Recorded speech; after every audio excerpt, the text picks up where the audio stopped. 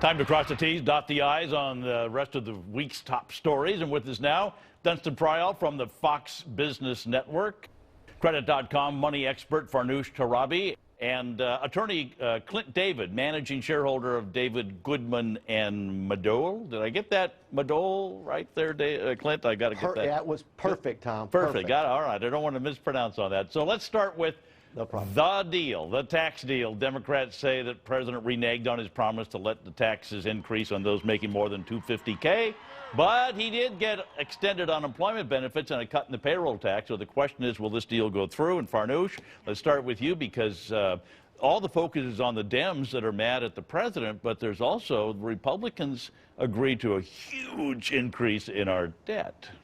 Look, this payroll tax is coming directly from the Social Security fund, and this is really where I take issue with this. I mean, I understand that you want to stimulate the economy, you want to stimulate spending, putting more dollars into taxpayers' pockets, but as it stands, the Social Security tax fund, it stands to go bankrupt by 2037. This is going to take another $120 billion out of that. So what happens to that debate? I mean, for so long we've been talking about the importance of doing something, resurrecting Social Security, and this is completely throwing it under the bus. Is that the big item for you, Dunstan? Listen, the big item, I mean, that's sort of the point to me. I hate to be a contrarian here, but I'm going to take issue with this whole idea of this being a big deal. To me, it's sort of anticlimactic, and the whole argument is a little bit disingenuous. Once you take this outside of Washington and perhaps outside of the news media, what I did all day Tuesday was call my sources out in America. And everybody expected a compromise. Everybody expected a 1 to 2 year extension of all the Bush-era tax cuts. That's exactly what they got. Now, where some people took issue, and I think correctly, and that's come up as it is in the payroll tax, a lot of people felt, and I believe correctly, that it should have gone the other way, that it should have been a cut for the employers to incentivize hiring rather than the other direction, which was a tax cut for workers to incentivize consumer spending. That's the only bit of contention here. Everything else was widely expected, if you ask me. Hey, Clint, I mean, that brings up the question, do you think this will do what is job number one, which is get more jobs? You know, I mean, if you believe the economists, perhaps. But listen, Tom, as a 30-year lawyer, I get paid to be cynical. So I see this thing really in political terms. I think it's just a good old boy payback to the working folks due to what may be their bitterness of extending tax cuts for the wealthy. I will say this. I think it'll be politically impossible to raise these rates back once they've been reduced. So at some point, something's got to give, and I think what's going to give is a reduction ultimately in Social Security benefits. That's the only thing that can ultimately happen. But I will say this. I think putting $120 billion back into the economy can't be all bad. Yeah, but a year, 2 years from now, a year from now, I think we'll still have the problem with the big unemployed in this country, which just won't help. Another item is the lame duck Congress is going to deal with the DREAM Act. Now, the House has passed it. The question is, what about the Senate? This thing will give a path to citizenship, as they call it, for illegals whose parents brought them here when they were children, before they were 16. They've got to do 2 years in college or the military. Clint, we'll start with you. Is this the way to go?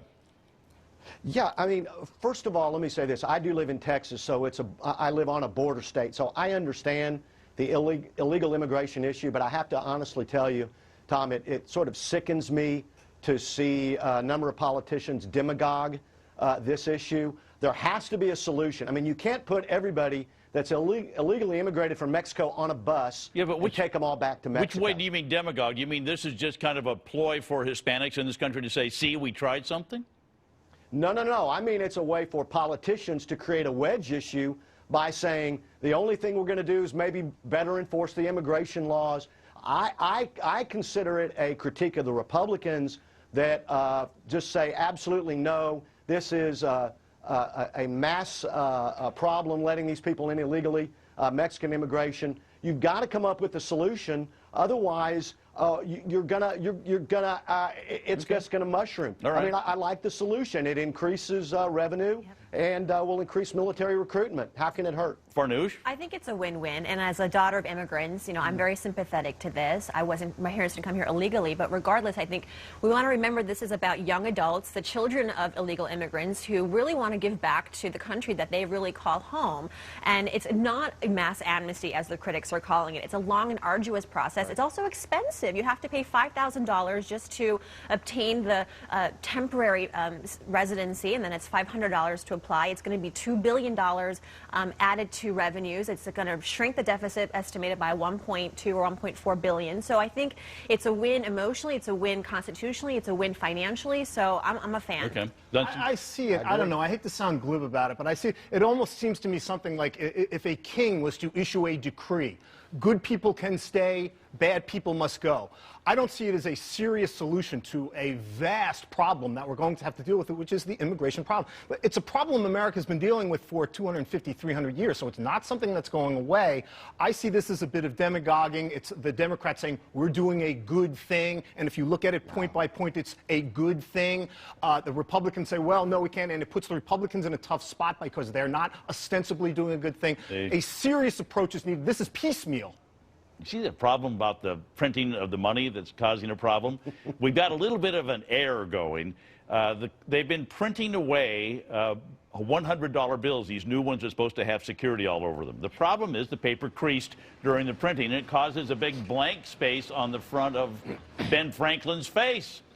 The problem is they've printed 1.1 billion of these $100 bills. Don't you think, Dunstan, that somewhere after the first 1,000 you might stop and try and get the machine fixed? I'm unfamiliar with this issue. What I need is several hundred, perhaps several thousand of these $100 bills shipped to me so I can personally inspect them and then see. Or it's 11 degrees in New York. I know exactly what to do with these paper bills. Bonfires up and down the island of Manhattan. No. They'd be worth a ton because, isn't it? You collect money, Clint, I mean, not in money like in fees, but I mean, numismatic. I mean, the numismatic people love mistakes on currency. Yeah.